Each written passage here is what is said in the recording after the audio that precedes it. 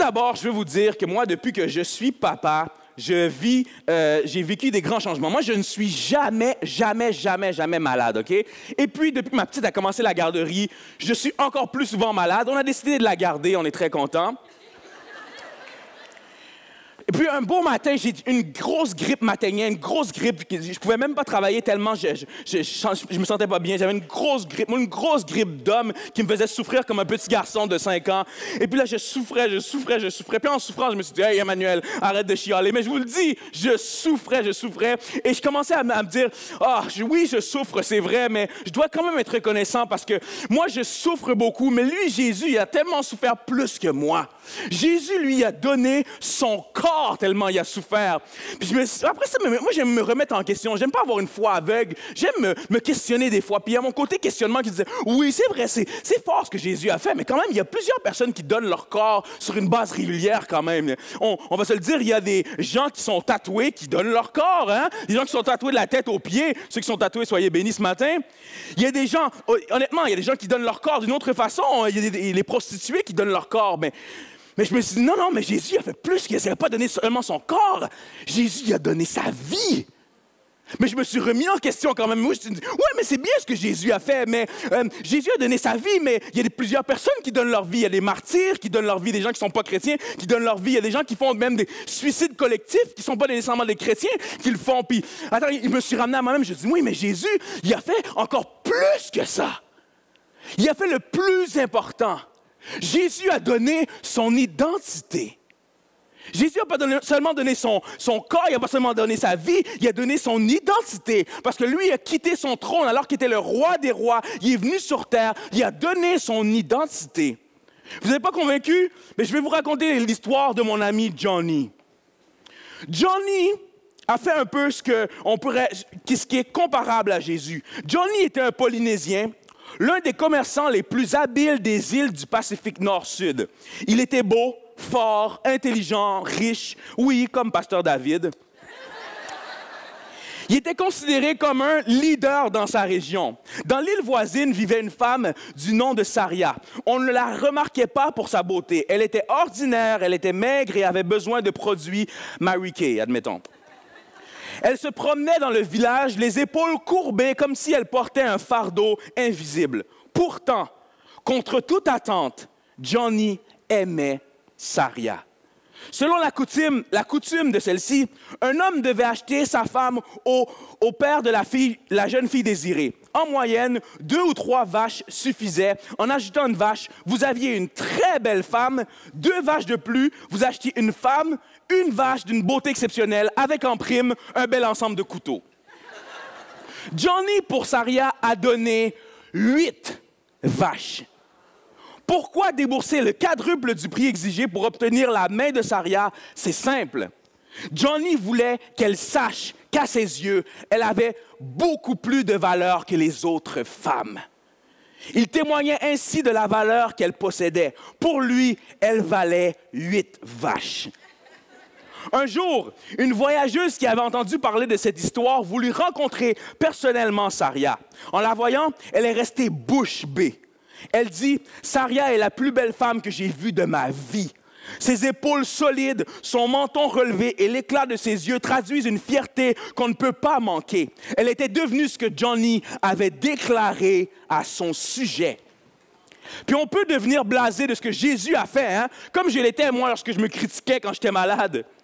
Mais est-ce qu'on ne fait pas souvent ça, nous, lorsqu'on a entendu ces histoires-là, lorsqu'on a grandi dans l'Église, lorsqu'on vient à l'Église régulièrement, on peut oublier la valeur de l'histoire, du geste, de ce que Jésus a fait. Puis moi, je veux me rappeler l'importance de son geste à chaque jour, la valeur de son identité qu'il a décidé de perdre. Et le titre de mon message de ce matin, c'est « Qui a le contrôle de ton identité? » Qui a le contrôle de ton identité?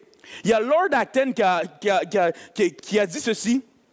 Le pouvoir tend à corrompre. Le pouvoir absolu corrompt absolument. Ce qui veut dire que lorsque des gens ont du pouvoir, ont beaucoup de pouvoir, ont un peu de pouvoir, ça les corrompt déjà. Et lorsqu'ils ont beaucoup de pouvoir, ça les corrompt entièrement. Et on peut le voir hein, lorsqu'on regarde dans tout ce qui arrive dans la politique, on le voit souvent que lorsque des gens ont beaucoup de pouvoir, au début, ils partent avec des très bons motifs.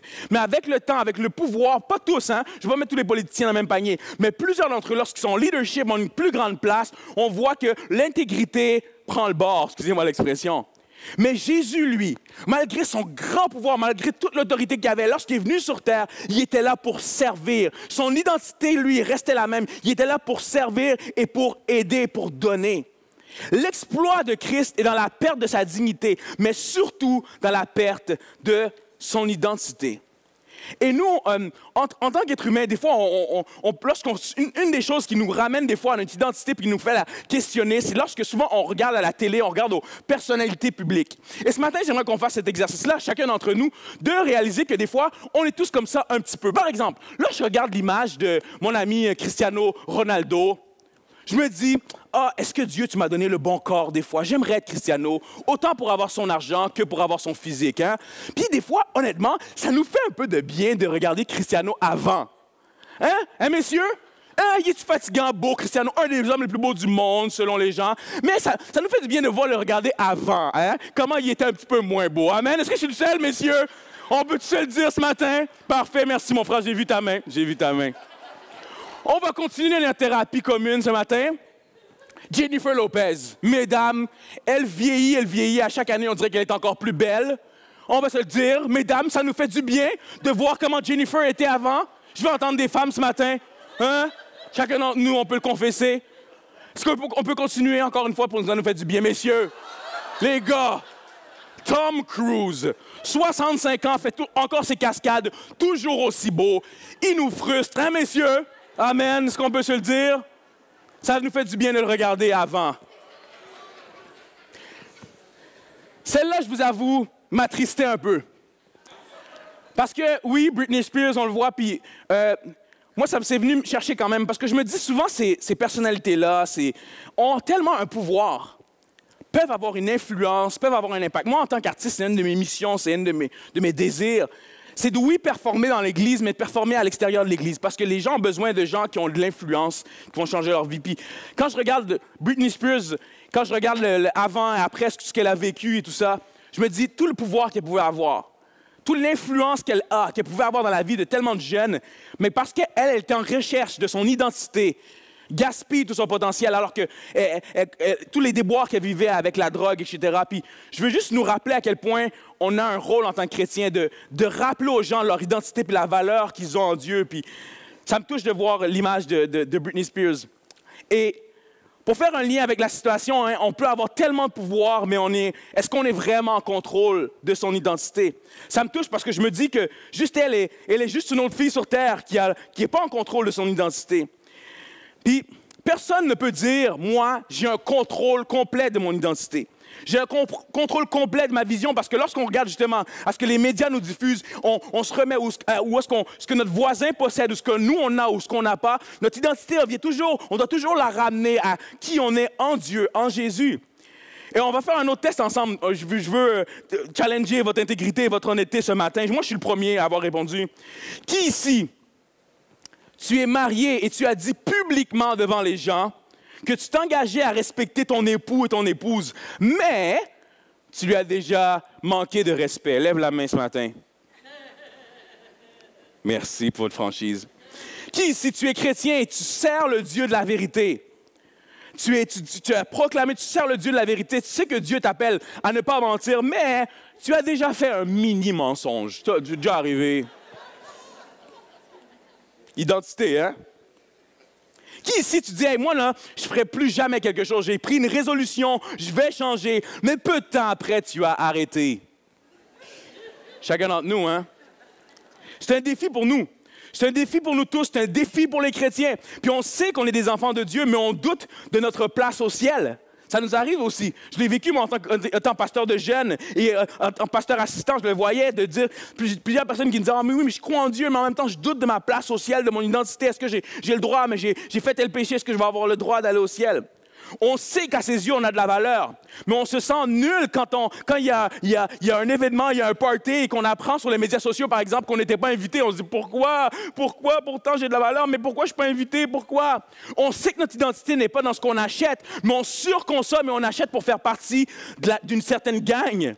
On le sait que Dieu a effacé nos péchés, mais on a honte de revenir dans sa présence après avoir péché.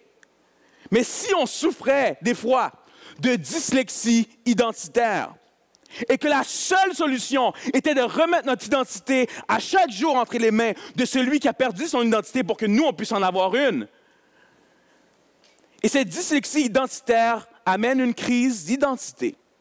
Et juste pour faire un parallèle avec la crise d'identité, il y a un film qui est paru il y a quelques années.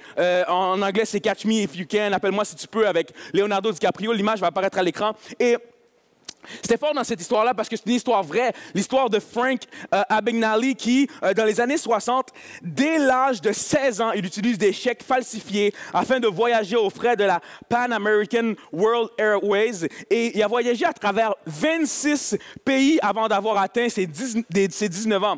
Et en seulement 5 ans, il travaille sur 8 identités différentes, bien qu'il ait également utilisé d'autres méthodes pour collecter les chèques et il utilisait de faux chèques pour une valeur de 2,5 millions de dollars dans 26 pays. À l'époque, c'est beaucoup, beaucoup plus d'argent que ça l'est aujourd'hui. Et même s'il y avait un certain contrôle de son identité, vous voyez même le film, on voit qu'il est confiant, il est bon, il est très, très bon acteur même. Louis Leonardo, mais l'homme en question, ça demande une bonne capacité de persuasion. Même s'il est en contrôle de son identité, on voit, il le dit lui-même, que lorsqu'il était seul dans sa chambre, avec plusieurs millions de dollars, lorsqu'il était seul dans sa chambre, il pleurait. Lorsqu'il était seul dans sa chambre, il pleurait. Il y avait cette crise d'identité-là parce que tout ce qu'il pouvait posséder, tous les gens qu'il pouvait manipuler, ça le rendait tellement vide. Il était vide. Honnêtement, il avait seulement besoin de Jésus. Et sans être un voleur de chèques, moi, je vous l'avoue ce matin, des fois, on peut mettre notre identité dans ce qu'on fait ou ce qu'on est. Moi, maintenant, je me suis consacré à mon art et à me déplacer pour justement apporter la prédication alors que je travaillais à l'Église Nouvelle Vie. Moi, lorsque j'étais ado, même début jeune adulte, je voyais l'Église Nouvelle Vie, puis je trouvais que c'était une Église inspirante. C'est une Église inspirante pour plusieurs, hein, vraiment. Pasteur Claude, tout l'œuvre qu'il fait. Et moi, je me disais, un jour, j'aimerais travailler là. Finalement, avec les circonstances, ont fait que j'ai pu travailler à l'Église Nouvelle Vie, ce qui était super. Mais après un certain temps, Dieu a mis sur mon cœur de me dire, non, mais je veux quitter mon confort, je veux me promener avec mon art, me consacrer à ma carrière artistique. Et j'ai arrêté de travailler pour l'Église Nouvelle Vie. Donc, j'étais plus officiellement, mon emploi principal n'était pas d'être pasteur. Donc, avant, lorsque les gens me demandaient, t'es pasteur, toi? Je le disais, oui, des fois, pas toujours, mais la plupart du temps, je disais que je suis pasteur. Il y avait une certaine fierté qui venait avec ça. Mais lorsque je ne l'étais plus, tout d'un coup, une crise d'identité. Qu'est-ce que je dis lorsque les gens me demandent je suis qui? Avant, j'étais pasteur, là, qu'est-ce que je dis? Qu'est-ce que je vais dire? Mais après ça, je me suis remis à moi-même, je me disais, hey, wow! Tout d'abord, tu es le pasteur de ton âme, tu es le pasteur de ta famille, tu es le pasteur des gens dans ta ville. C'est pas un titre, c'est pas un badge qui va te donner ton identité. Puis chacun d'entre nous, on est comme ça des fois. On oublie que chacun d'entre nous, nous sommes le pasteur, la pasteur de notre âme et aussi des gens qui sont autour de nous. On oublie des fois dans quoi est notre identité. Et ce matin, je veux qu'on regarde à 2 passages dans lesquels Jésus, justement, on voit à quel point il est confronté par rapport à son identité. Puis on voit sa réaction, on voit comment il réagit. Et Jésus nous enseigne sur son identité et à quel point, lui, il est éprouvé, puis comment il réagit. Et je trouve qu'il nous donne un bon indicateur. Mon amour, peux-tu me donner de l'eau, s'il te plaît? Merci. Est-ce qu'on peut applaudir ma formidable épouse? Merci. Dans le premier passage, on voit justement où Jésus pose la fameuse question à ses disciples, leur demandant « Qui dites-vous que je suis? » Ça va apparaître à l'écran, Matthieu 16, 14 à 19. Ils répondirent. Jésus leur pose la question « Qui dites-vous que je suis? » Puis voici leur réponse. Pour les uns, c'est Jean-Baptiste. Pour d'autres, Élie. Pour d'autres encore, Jérémie ou un autre prophète. Et vous, leur demanda-t-il, qui dites-vous que je suis? Simon-Pierre lui répondit, tu es le Messie, le Fils du Dieu vivant. Jésus lui dit alors, tu es heureux, Simon, fils de Jonas, car ce n'est pas de toi-même que tu as trouvé cela. C'est mon Père céleste qui te l'a révélé. Et moi, je te le déclare, tu es Pierre, et sur cette pierre, j'édifierai mon église. Je vais bâtir mon église, contre laquelle la mort elle-même ne pourra rien. Je te donnerai les clés du royaume des cieux. Tous ceux que tu excluras sur la terre auront été exclus aux yeux de Dieu, et tous ceux que tu accueilleras sur la terre auront été accueillis aux yeux de Dieu. Et quand Jésus leur demande « Qui dites-vous que je suis ?», il est intentionnel. Jésus n'est pas en crise identitaire leur demandant « Les boys, est-ce que je suis cool? Est-ce que sur les médias sociaux, je pognerais, mettons, qu'est-ce que vous en pensez, les gars? Je suis en train de me le demander. Je devrais-tu continuer dans cette job-là ou faire autre chose? » Non! C'est pas ça que Jésus est en train de se dire. Jésus n'est pas en crise identitaire. Au contraire, il est en train de leur démontrer à quel point il est le meilleur pasteur de l'histoire. Jésus est intentionnel. Quand il appelle comme ça, quand il dit Pierre, lorsqu'on regarde l'étymologie du mot, il lui dit littéralement, t'es une pierre, t'es une roche solide sur laquelle je vais bâtir mon église. Parce que Pierre sera un des premiers à le renier. Le même Pierre qui a eu honte de lui. Le même Pierre qui a blasphémé lorsqu'on lui a demandé « Hey, toi, t'es dans la gang de Jésus, hein? On devrait te crucifier toi aussi. » C'est le même Pierre. Et Jésus le sait. Jésus le sait que Pierre va le trahir. Mais malgré ça, il dit « Moi, je crois en toi. » Malgré ça, moi, je vais t'utiliser pour construire mon église.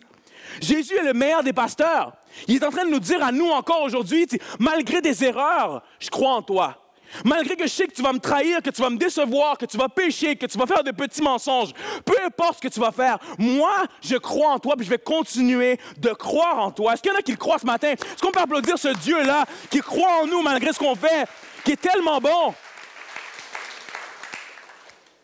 Puis plus tard, ce Pierre-là sera fort puis il va se tenir avec autorité puis avoir un impact exceptionnel.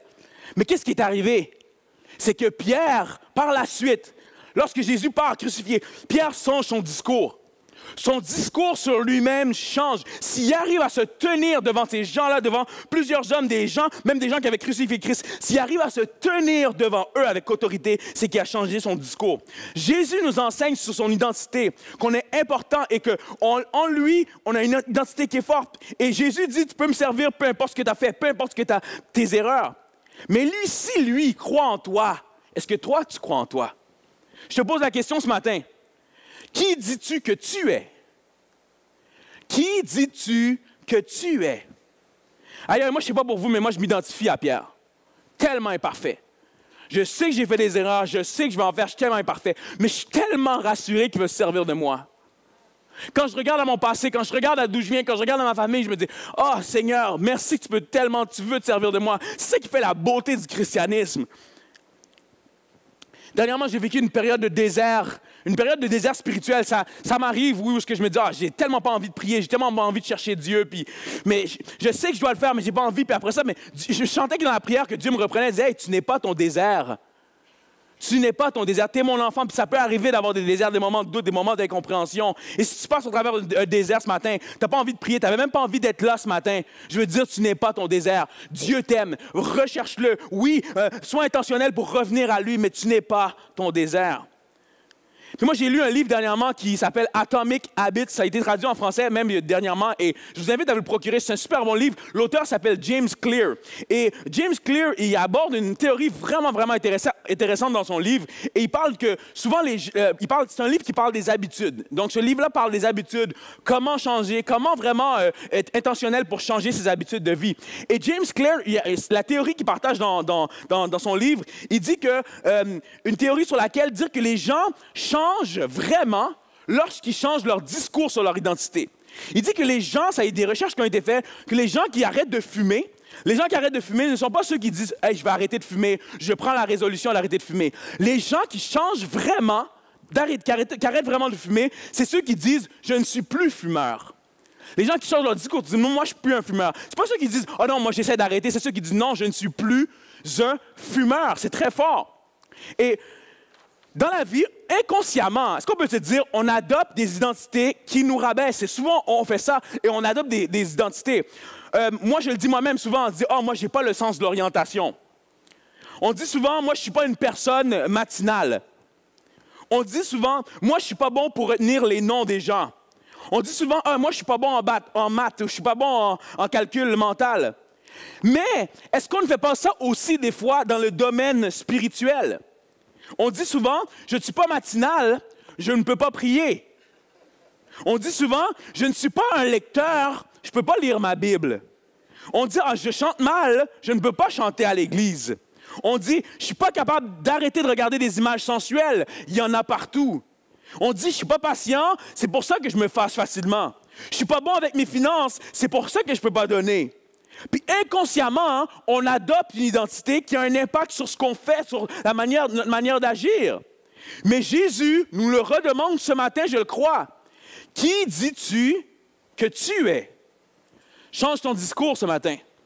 Change ton discours sur toi. Au lieu de dire, je ne suis pas une personne matinale, je ne peux pas prier, dis, je suis une personne de prière, puis prends 2 cafés. Au lieu de dire, je ne suis pas un lecteur, je ne peux pas lire ma Bible, dis, je suis un lecteur qui lit juste la Bible. Au lieu de dire, je chante mal, je ne peux pas chanter à l'église, dis, à l'église, je chante vraiment bien. Au lieu de dire, je ne suis pas capable d'arrêter de regarder des images sensuelles, il y en a partout, dis, je suis une personne qui honore Dieu avec ses yeux. Au lieu de dire, je ne suis pas patient, c'est pour ça que je me fâche facilement, dis, je suis une personne qui apprend à gérer ses émotions. Puis bravo à James Clear pour son livre qui est super, moi je vous le recommande honnêtement. Mais je crois que la Bible avant même avait dit ce qu'une personne pense, elle peut devenir. La Bible est le fondement pour ces croyances-là par rapport à ton identité. Mais il faut que tu le mettes en pratique dès aujourd'hui. Puis à la fin du message, je vais vous appeler à proclamer votre identité en Dieu, puis l'identité que vous voulez avoir dès maintenant. Et je veux vous inviter à le dire encore un coup de coude pastoral à quelqu'un à côté de vous. Dis-lui, change ton discours. Change ton discours.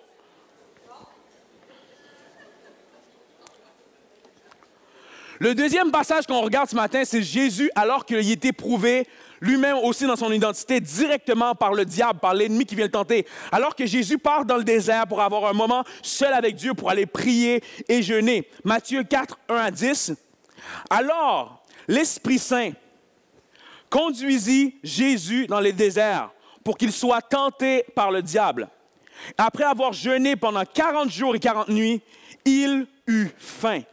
Le tentateur s'approcha de lui et lui dit, « Si tu es le Fils de Dieu, ordonne que ces pierres se changent en pain. » Mais Jésus répondit, « Il est écrit, l'homme n'a pas seulement besoin de pain pour vivre, mais aussi de toute parole que Dieu prononce. » Alors le diable le transporta dans la cité sainte, le plaça sur le haut du temple et lui dit, « Si tu es le Fils de Dieu, lance-toi dans le vide, car il est écrit, il donnera des ordres à ses anges à ton sujet. Ils te porteront sur leurs mains pour que ton pied ne heurte aucune pierre. » Jésus lui dit, « Il est aussi écrit, tu ne forceras pas la main du Seigneur, ton Dieu. » Jésus lui répond rapidement, puis c'est fort à quel point son identité est forte.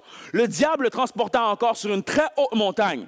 Là, il lui montra tous les royaumes du monde et leur magnificence. Puis il lui dit, « Tout cela, je te le donnerai si tu te prosternes devant moi pour m'adorer. » Alors Jésus lui dit, « Va-t'en, Satan, car il est écrit, tu adoreras le Seigneur, ton Dieu, et c'est à lui seul que tu rendras un culte. » Jésus, ce qu'il fait là, c'est simple.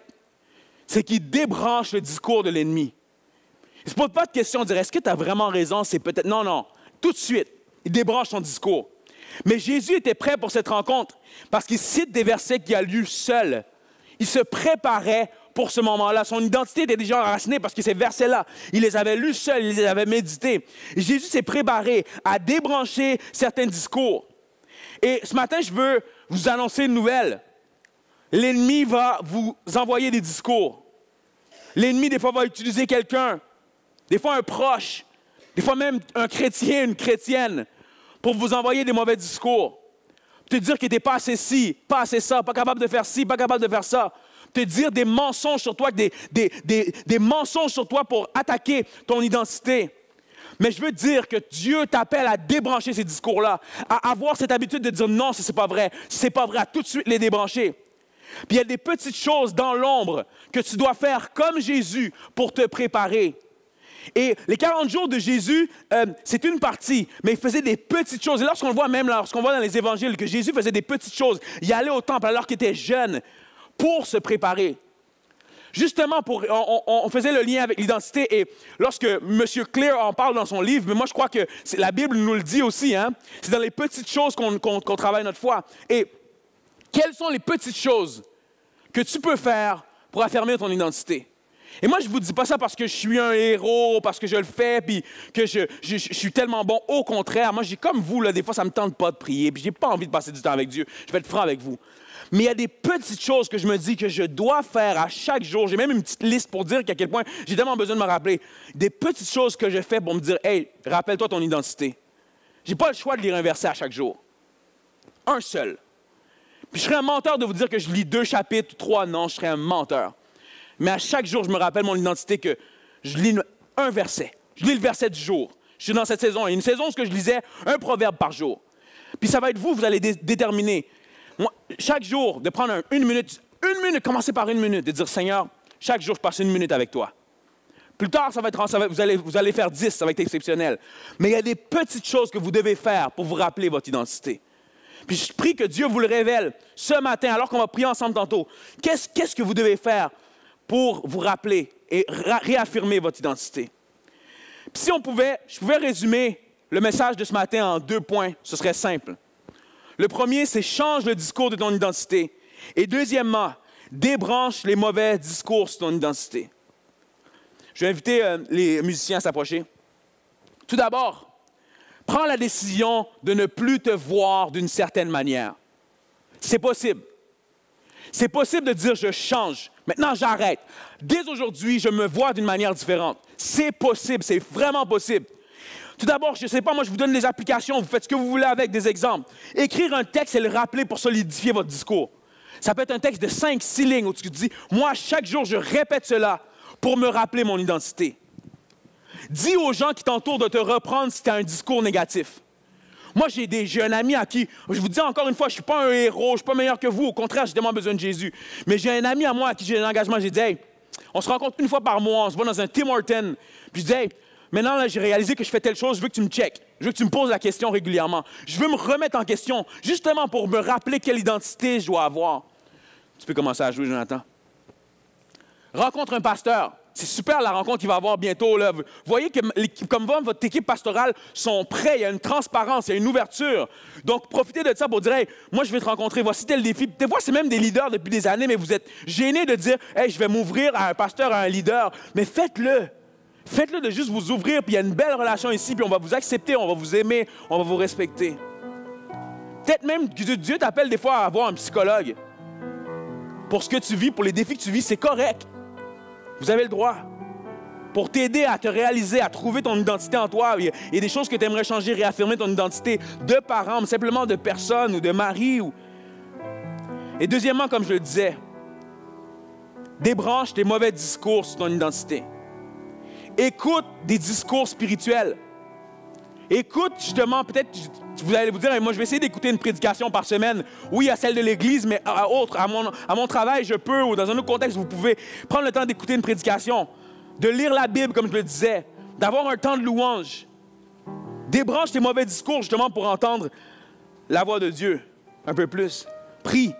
Puis je vais vous dire cette citation, la prière va t'éloigner des mauvais discours, et les mauvais discours vont t'éloigner de la prière. Proclame le discours que tu veux devenir. Proclame-le comme on va le faire dans quelques instants. Et je veux être direct ce matin. Une des choses qui aide à débrancher les mauvais discours, vous savez c'est quoi? C'est de mettre de côté certaines personnes. Il y a certaines personnes qui vous envoient des discours que vous ne devriez pas entendre. Je ne suis pas en train de vous dire de faire une grosse crise dans votre famille puis d'arrêter de parler avec des membres de votre famille. C'est pas ça que je dis. Il faut faire ces genres de choses-là avec sagesse puis réflexion. Puis même des fois, on va parler avec vos pasteurs. Mais il y a des personnes que vous côtoyez qui ne sont pas des bénédictions pour vous. Que vous entendez leurs propos, leurs discours, mais ça ne vous aide pas du tout. Puis entoure-toi de gens qui vont t'encourager. Il y a des gens exceptionnels. Puis je suis tellement béni de revenir à votre église parce qu'il y a des gens qui sont encore là, des gens qui ont des témoignages, des gens qui sont matures, des gens qui ont de l'expérience, qui ont de la foi. Comme on a entendu le témoignage de notre frère, notre pasteur tantôt. Il y a des gens comme ça. Quelqu'un qui est plus âgé dans la foi des fois, ou quelqu'un qui a votre âge et qui a votre réalité. De juste dire, hey, check-moi. Sois là pour moi. Encourage-moi. Mon identité, des fois, elle dérive un peu, puis j'ai besoin de la ramener en Dieu. Ce matin, je veux, en terminant, vous partager l'histoire de 2 amis à moi. 2 amis à moi qui m'ont enseigné. Qui m'ont enseigné sur l'identité que je ne veux pas avoir. Moi, j'ai dans la vie ce qu'on appelle un Fantastic Five. C'est 5 hommes dans ma vie que, peu importe ce qui m'arrive, sont là pour moi. Peu importe ce qui m'arrive, ils vont là pour moi, pour me challenger, pour me défier. Et il y a quelques années, il y en a un de ces hommes-là que j'aimais beaucoup qui est décédé. Il m'en restait 4. Et des 4, il y en a 2 qui, leur identité a dérivé complètement. Puis le premier, ça avait commencé alors que lui, je me rappelle, il venait de se marier, puis même avant sa conversion, tu voyais, il y avait toujours un discours sur « Ah ouais, mais lorsqu'on se marie, vous savez que ce soit dans les chrétiens ou les pas chrétiens, il y a un couple sur 10 qui se divorce, puis il y avait, tu sais, ça se peut, ça va arriver. » Donc il y avait toujours ce discours-là, toujours un discours négatif, toujours un discours de dire, au lieu de dire « Mais c'est possible, mais en même temps, on va continuer, puis foncer quand même, puis croire en Dieu. » Il y avait toujours un discours négatif. Puis même des fois, des blagues sur la sensualité alors qu'il était marié, puis qu'il avait une épouse, puis ça nous mettait souvent mal à l'aise. Mais vous voyez cet ami-là, avec ce qu'il proclamait, de ce qu'il disait sur son identité, ça appelait qu'un jour, il allait se divorcer. Vous savez ce qui est arrivé? Séparé de son épouse, son couple a arrêté et il n'est plus avec elle aujourd'hui, puis son identité est complètement loin des choses de Dieu, vraiment loin. Il m'a enseigné quelque chose, cet ami-là, que je ne veux pas reproduire. Et le deuxième était un autre ami à moi que il faisait partie de mon Fantastic Five encore, comme je vous l'ai dit, puis on servait ensemble, on était même redevables, on priait ensemble, je le challengeais, puis à un bon moment donné, il a commencé à changer, puis à se fermer, à me dire, Emmanuel, moi, je veux plus me confier à toi, j'ai pas besoin de ça, je veux vivre mes affaires moi-même. Et puis son identité commençait à changer. Se fermait, prenait des décisions même, où il se fermait à tout le monde, puis disait, non, moi, j'ai pas d'affaire à dire mes choses aux gens, puis il se fermait de plus en plus, il n'avait pas cette ouverture-là. Son identité changeait, son identité devenait que lui, il n'a pas besoin de personne. Il est autonome, il est même de Dieu, hein, à la limite, il n'a plus besoin de Dieu. Il a commencé à consommer, commencé à être violent verbalement, physiquement envers sa conjointe, son épouse. Et de fil en aiguille, son couple, terminé, fermé. Il s'est retrouvé seul, on n'a plus de nouvelles de lui, il ne veut plus parler à personne. Cet ami-là m'a enseigné quelque chose sur son identité, sur mon identité en Dieu. Puis moi, je ne vous dis pas que moi, je suis un héros, puis que j'ai continué, puis je suis tellement fort, puis je suis tellement bon. Au contraire, il m'a enseigné que moi aussi, j'ai tellement besoin de Jésus. Que moi aussi, là, j'ai pas d'affaire à dire que je suis tellement parfait. Non, non, j'ai besoin d'être checké, j'ai besoin d'être challengé. Moi, j'ai besoin à chaque jour de me rappeler, puis de me lire mon verset, puis let's go. Puis même si je suis fatigué, oh Seigneur, j'ai tellement besoin, parce que mon identité en toi a tellement de la valeur, Seigneur. Puis, j'ai besoin de toi, Jésus, puis toi, tu as réussi à perdre ton identité, puis pour que moi, je l'ai, puis ça a tellement de valeur, puis non, je vais faire le plus possible ce que je peux, mais je vais tellement dépendre de toi, Jésus, pour continuer à garder mon identité. Je vous pose une question en terminant. Et vous, quelle a été votre expérience avec la paternité? Parce que moi, mon père, il est décédé. Merci. J'apprécie que vous soyez désolés. Mais disons qu'il souffrait d'une crise d'identité. Comme tout le monde, il avait des problèmes, mais le problème, c'est que lui, il buvait pour les oublier. Et une fois sobre, il détestait la réalité. Papa est arrivé au Canada dans la vingtaine. Il était étudiant.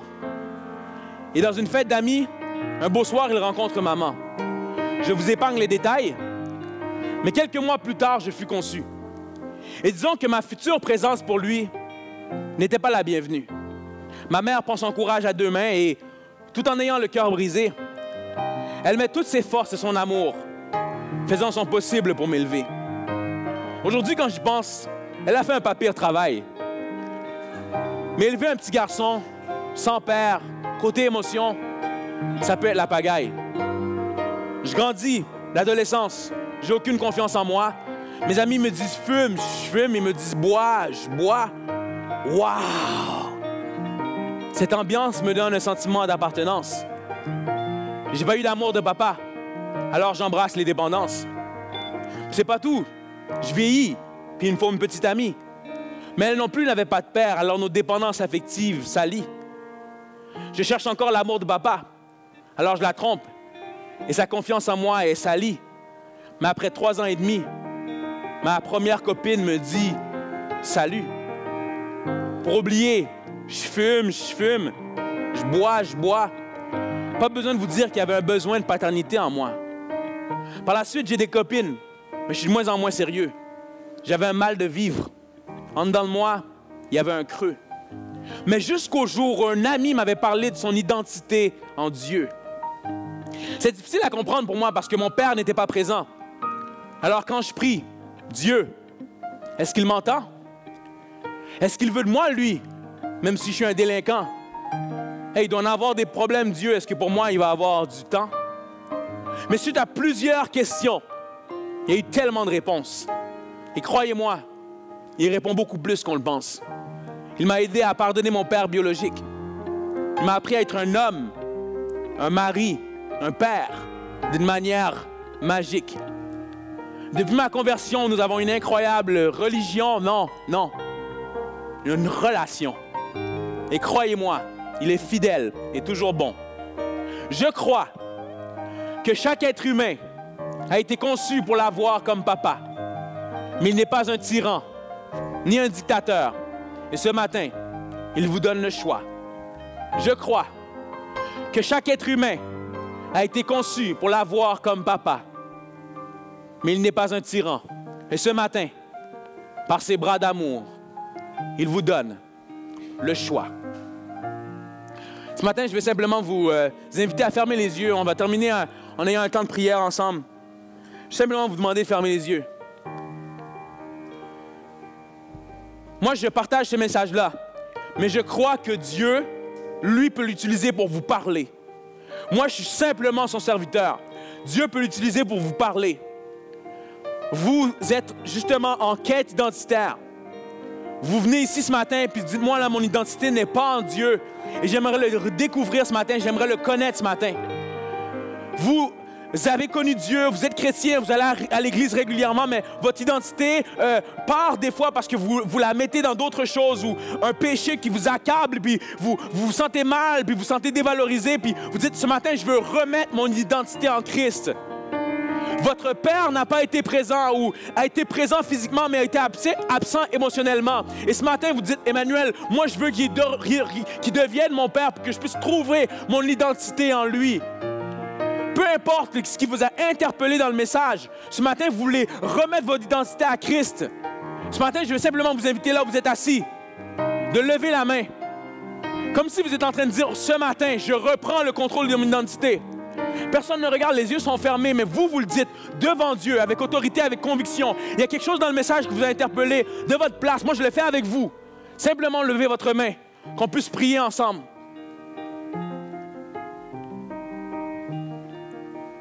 Merci. Vous gardez votre main levée. En guise de changement, de décision, de dire, moi, je lève ma main devant Dieu. Ce matin, je prends la décision de changer, mais la plus belle des choses, c'est que Dieu veut m'aider et veut m'accompagner dans mon changement. Vous avez levé la main, puis je vais vous inviter à vous lever alors qu'on puisse prier ensemble. Puis toute la salle, si on peut se lever en guise de solidarité. Commencez maintenant à proclamer votre nouvelle identité en lui. Vous vivez un défi particulier, vous combattez avec un péché, proclamez que vous êtes une nouvelle personne. Proclamez votre identité en Dieu. Proclamez face à ce menteur qui veut dire que votre identité est dans votre péché ou dans votre erreur ou dans votre passé. Proclamez votre futur. Alors que les musiciens commencent à jouer, qu'on puisse élever la voix comme une grande chorale qui prie devant son Dieu, qui réaffirme son identité. Dites merci au Seigneur pour l'identité que vous avez en lui. Seigneur, on te remercie ce matin. On te remercie ce matin, Seigneur, parce que tu as décidé de perdre ton identité pour que nous, on puisse la retrouver, Jésus. Merci, Seigneur. Merci pour les décisions qui, dès ce matin, merci pour les décisions qui, dès ce matin, vont changer. Merci pour la nouvelle semaine qui commence alors qu'il va y avoir des transformations, des changements, des familles changées, des couples changés, simplement parce qu'ils remettent leur identité en Jésus-Christ. Merci, Seigneur, parce qu'on peut venir à toi et être transformé. Seigneur, dans le nom de Jésus, on débranche les mauvais discours. Dans le nom de Jésus, on débranche les mauvais discours qui nous dit qu'on devrait divorcer, qui nous dit qu'on devrait continuer dans notre péché, qui nous dit qu'on ne devrait pas pardonner. Dans le nom de Jésus, on débranche les mauvais discours. Proclamez-le ce matin. Alors qu'on va chanter ce chant en terminant, que vous le chantez comme une prière, comme un cadeau à Dieu, que vous redonnez votre identité ce matin.